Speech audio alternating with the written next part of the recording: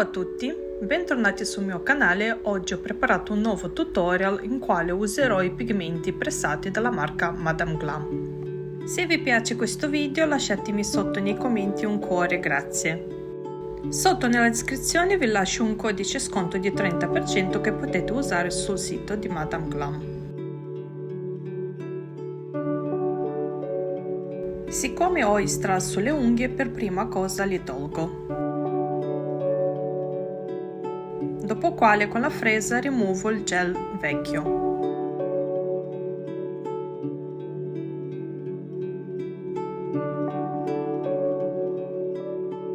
Col bastoncino d'arancio spingo le cuticole.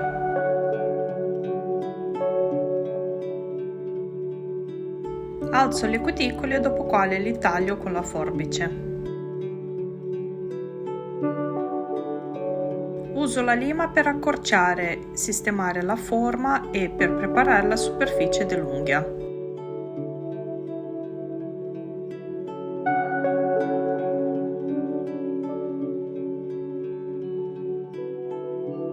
Sgrasso le unghie con cleaner.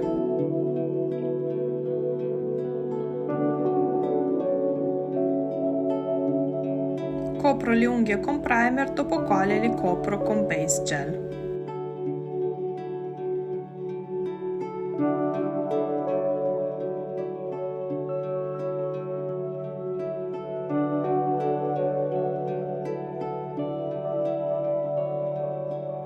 Copro tutta l'unghia con camouflage gel, dopo quale li polimerizzo in lampada.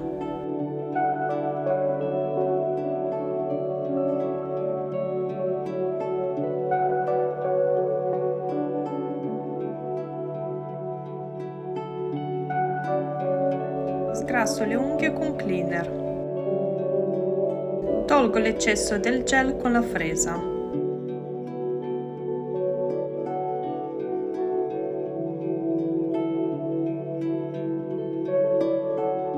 Uso la lima per togliere l'eccesso del gel e per sistemare la forma.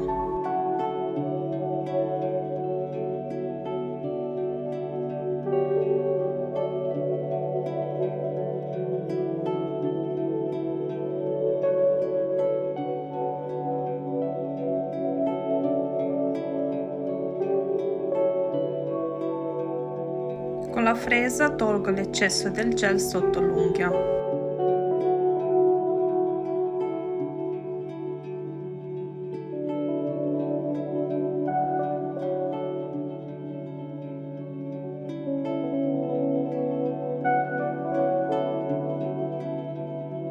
Copro le unghie con top mat e li polimerizzo in lampada.